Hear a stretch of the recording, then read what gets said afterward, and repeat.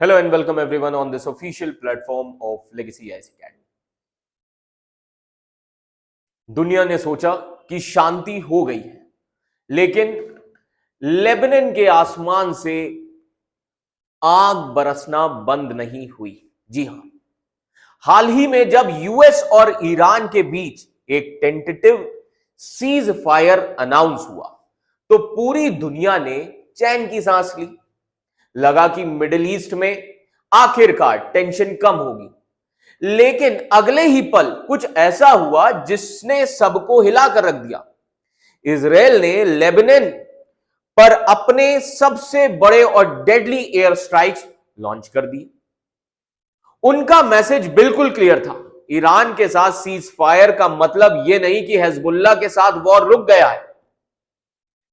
Israel ने Lebanon के central बेरेट तक बॉम्बिंग की है और साफ कह दिया कि उनकी फाइट ईरान के सबसे खतरनाक प्रॉक्सी ग्रुप के खिलाफ तब तक जारी रहेगी जब तक वो खत्म नहीं हो जाता, है ना। लेकिन अब यहां पर सबसे बड़ा सवाल यह उठा है, आखिर हिजबुल्लाह और ईरान के बीच ऐसा क्या रिश्ता है कि ईरान की शांति भी हिजबुल्लाह को इजराइल के हमलों से बचा नहीं पा रही है। क्यों ट्रंप और नेतन्याहू दोनों मानते हैं कि ईरान डील अलग है और हिजबुल्लाह का मुद्दा अलग है, और कैसे लेबनान की जमीन पर बैठा एक मिलिटेंट ग्रुप इजराइल और ईरान की इस ग्लोबल प्रॉक्सी का, आप कह सकते हैं ग्लोबल प्रॉक्सी वॉर का सबसे बड़ा मोहरा बन गया। तो आज की इस जियोपॉलिटिक्स और खूंखार लड़ाई की जड़ों को समझने की कोशिश करेंगे। जी हां, है ना। हमने आज से 40 साल पीछे इसके लिए जाना होगा। हमें यह देखना होगा कि कैसे एक बिखरे हुए देश, एक टूटे हुए देश की गरीबी और गुस्से का फायदा उठाकर ईरान ने एक ऐसी प्राइवेट आर्मी खड़ी कर दी जो आज देश की ऑफिशियल आर्मी से भी ज्यादा ताकतवर है, यानी कि हिजबुल्लाह।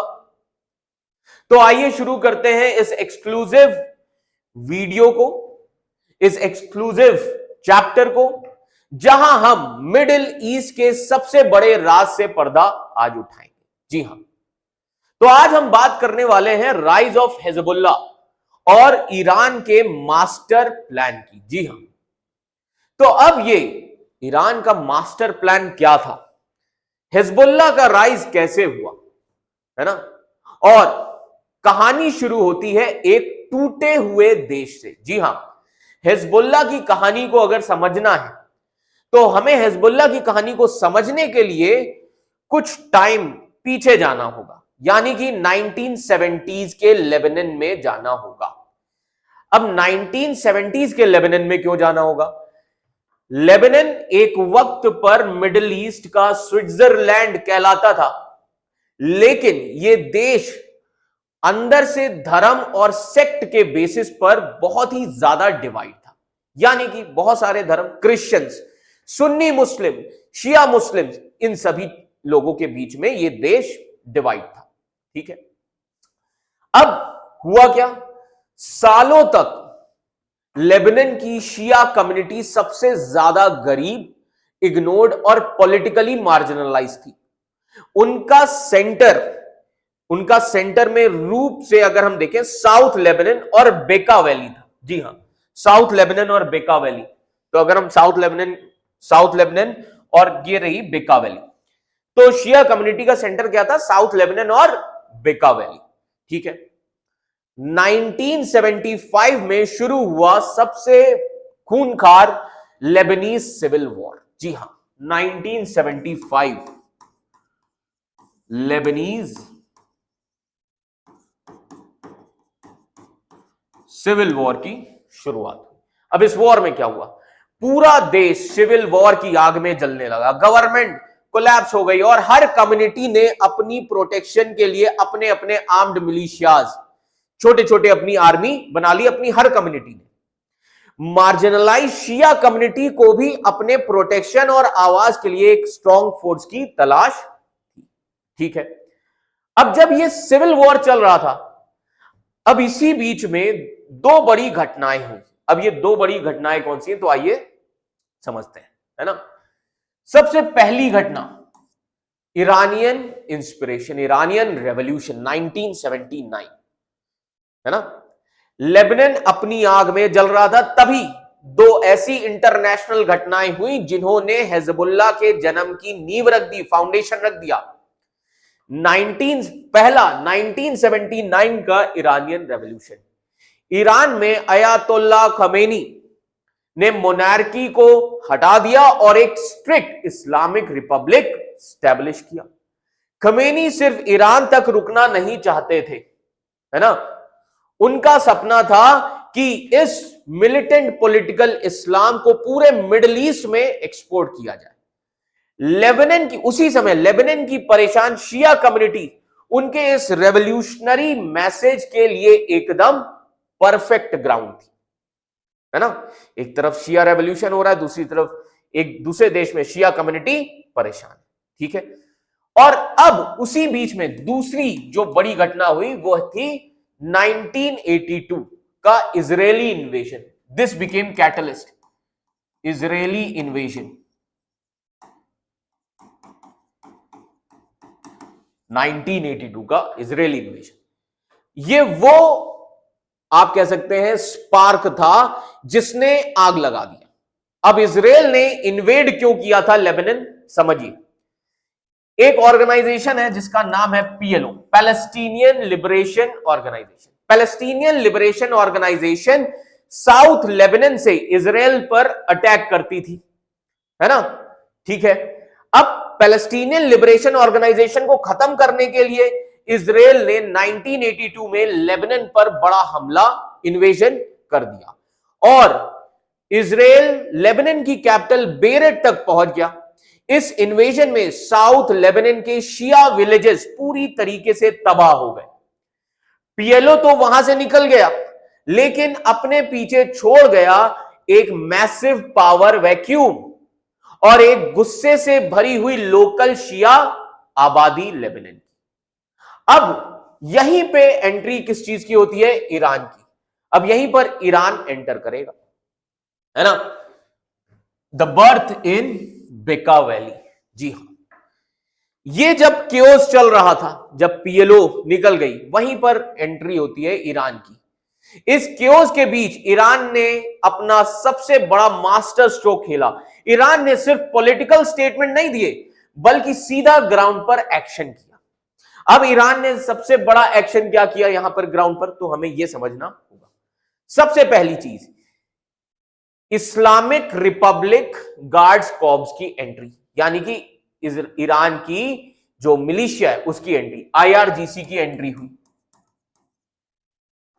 आईआरजीसी एंट्री इन 1982, जी हां।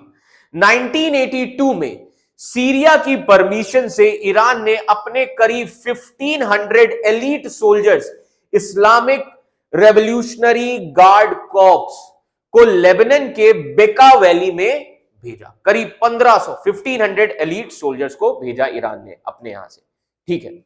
अब उनका काम क्या था, इन एलीट सोल्जर्स का काम था सबको एक करना। अब उस वक्त गुस्से में आए यंग लेबनीज शिया, छोटे छोटे जो डिसऑर्गेनाइज मिलिटेंट ग्रुप्स में बटे हुए थे, ईरानियन आईआरजीसी ने इन बिखरे हुए ग्रुप्स को एक साथ लेकर आया और उनको मिलिट्री ट्रेनिंग दी, वेपन सप्लाई किए और फाइनेंशियल सपोर्ट भी दिया, है ना। और जब उनको ट्रेनिंग दे ली, तब ईरान ने उनका नामकरण किया, उनको नाम एक दिया। सो इस नई वेल ट्रेन्ड और यूनिफाइड अम्ब्रेला ऑर्गेनाइजेशन को क्या नाम दिया गया, हिजबुल्लाह। इस ऑर्गेनाइजेशन को नाम दिया गया Hezbollah. Now what is the meaning of Hezbollah? Hezbollah का मतलब होता है पार्टी ऑफ गॉड, है ना, अल्लाह की पार्टी।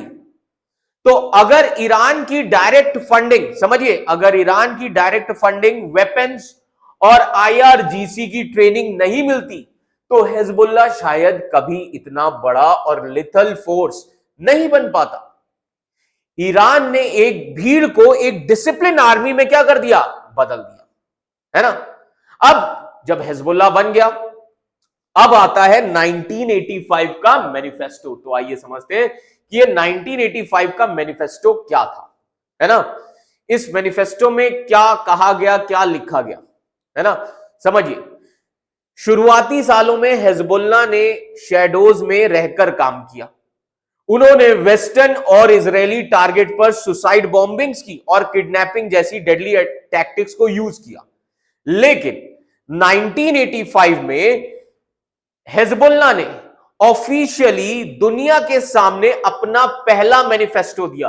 ये जो 1985 का मैनिफेस्टो है, this is Hezbollah official open letter. This is official open letter, है ना। इसको रिलीज किया।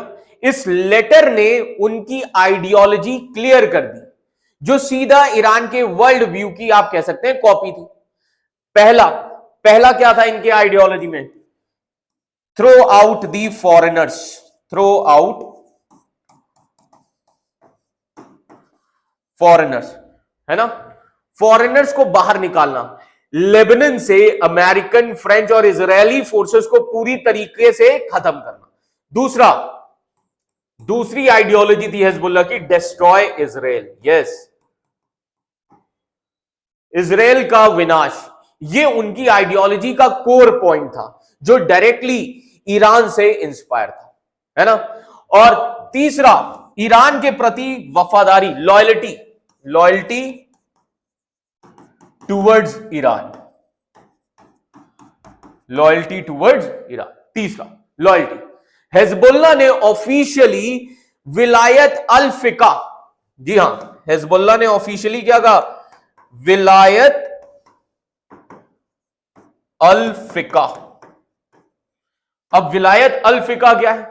विलायत अल फिका का मतलब होता है गार्डियनशिप ऑफ इस्लामिक ज्यूरिस्ट को अपनाया। इसका मतलब था कि उनकी अल्टीमेट पॉलिटिकल और स्पिरिचुअल वफादारी सिर्फ और सिर्फ ईरान के सुप्रीम लीडर के प्रति होगी। वो सिर्फ एक लेबनीज ग्रुप नहीं, बल्कि ईरान के एक्सटेंडेड हथियार थे, आप इस तरीके से कह सकते हैं, है ना। अब इसके बाद एक बड़ा बदलाव आया 1990s में। ये हिजबुल्लाह जो कि मिलिशिया था, वो क्या बन गया, एक पॉलिटिकल पावर हाउस। ये चेंज आ गया हिजबुल्लाह में। So now transformation in 1990s in Hezbollah from militia to political power house. 1919 में 15 इयर्स लंबा लेबनीज सिविल वॉर आखिरकार खत्म हुआ। 1990 में, समझिएगा, 1990 में Lebanese civil war ended. This war was ended, जो 15 सालों से चलता आ रहा था। And in this one agreement to place, इसमें एक अग्रीमेंट हुआ कॉल्ड एज ताइफ अग्रीमेंट। एक अग्रीमेंट हुआ जिसको ताइफ अग्रीमेंट कहा जाता है ना। ठीक है, ताइफ अग्रीमेंट के हिसाब से सभी मिलिशिया ग्रुप्स को अपने वेपन्स को हटाने थे, मतलब अपने वेपन्स को छोड़ना था। लेकिन हिजबुल्लाह ने, अब समझिएगा, इस ताइफ अग्रीमेंट में हिजबुल्लाह इसमें एक्सेप्शन था। उन्होंने आर्ग्यूमेंट दिया कि साउथ लेबनान में अभी भी इजरायली ऑक्यूपेशन है, इसलिए उन्हें एक रेजिस्टेंस फोर्स के रूप में अपने हथियार रखने की जरूरत है। तो हिजबुल्लाह ने अपने हथियार नहीं रखे। अब हथियार रखने के साथ साथ, वेपन्स रखने के साथ साथ, उन्होंने अपने आप को इवॉल्व भी किया। ठीक है, अब इवॉल्व कैसे किया? 1992 Hezbollah entered into the politics. Politics में एंट्री हुई। Hezbollah entered into politics. अब कैसे पॉलिटिक्स में एंट्री हुई? 1992 में हिजबुल्लाह ने लेबनान के पार्लियामेंट्री इलेक्शंस में हिस्सा लिया और सीट्स को जीता। अब वो सिर्फ बंदूक के जोर पर नहीं, बल्कि लीगल पॉलिटिकल पावर भी एंजॉय कर रहे थे, है ना। Second important thing, welfare state, welfare state, yes. Now Iran से मिलने वाले मिलियंस ऑफ डॉलर्स को यूज किया। हिजबुल्लाह ने लेबनान में स्कूल्स, हॉस्पिटल और इंफ्रास्ट्रक्चर बनाया ईरान के पैसे से। अब उन्होंने गरीब शिया आबादी को वो बेसिक सर्विसेज दी जो एक्चुअल लेबनीज गवर्नमेंट देने में फेल हो गई थी। तो इससे क्या हुआ, इससे हिजबुल्लाह ग्राउंड पर लोगों का मैसिव ब्लाइंड सपोर्ट जीत गया। यह सबसे बड़ा रीजन था, ठीक है। और इसी के बाद हिजबुल्लाह एक स्टेट के रूप में लेबनान के अंदर आ चुका है। That means state with in a state, एक देश के अंदर दूसरा देश आप कह सकते हैं, हो गया a state with in state. कैसे? मई 2000, अब मई 2000 में क्या हुआ? मई 2000 में इजराइल ने ऑफिशियली साउथ लेबनान से अपनी फोर्सेस को विड्रॉ कर लिया। अब इजराइल के जाने के बाद हिजबुल्लाह को लॉजिकली अपने हथियार डाल देने चाहिए थे, लेकिन उन्होंने ऐसा नहीं किया। उन्होंने इसे अपनी जीत बताया। हिजबुल्लाह ने कहा कि हम जीत गए हैं इजराइल से, और अपने आर्सेनल्स, हथियारों के जरिए, है ना, और अपने आर्सेनल्स को और भी बड़ा करना शुरू कर दिया। तो यानी कि हिजबुल्लाह ने अपने हथियार नहीं रखे, बल्कि वेपन्स को और ज्यादा खरीदना और बढ़ाना शुरू कर दिया। तो इसीलिए आज हिजबुल्लाह को दुनिया भर के जो एक्सपर्ट्स हैं वो state with in a state कहते हैं, है ना। वो लेबनान की एक लेजिटिमेट पॉलिटिकल पार्टी है जिसके पास वीटो पावर जैसी ताकत भी है, लेकिन सबसे बड़ी बात, उनके पास एक हेविली आर्म्ड ग्रुप और हाईली ट्रेन्ड प्राइवेट मिलिट्री है, जो लेबनान की ऑफिशियल नेशनल आर्मी से भी 100 गुना ज्यादा ताकतवर है। तो जो ग्रुप 1982 में बेका वैली के धूल भरे कैंप्स में बिखरे हुए लोगों से, ईरान की गार्ड की ट्रेनिंग से, इरानियन गार्ड्स की ट्रेनिंग से शुरू हुआ था, आज वो एक दुनिया का सबसे heavily armed non state actor बन चुका है। और हिजबुल्लाह आज भी ईरान की फॉरेन पॉलिसी का सबसे बड़ा और सक्सेसफुल क्राउन ज्वेल माना जाता है। तो ये पूरी कहानी थी हिजबुल्लाह की, कैसे राइज हुआ हिजबुल्लाह का, और हिजबुल्लाह क्यों इतना ज्यादा इंपॉर्टेंट है ईरान के लिए। तो आशा करता हूं आप सभी को समझ में आ गया होगा। This is how rise of Hezbollah took place. So Iran played very important role in the foundation of rise of Hezbollah. So for more such kind of videos, subscribe and follow our channel Legacy IAS Academy. And thank you for watching this video. Thank you so much.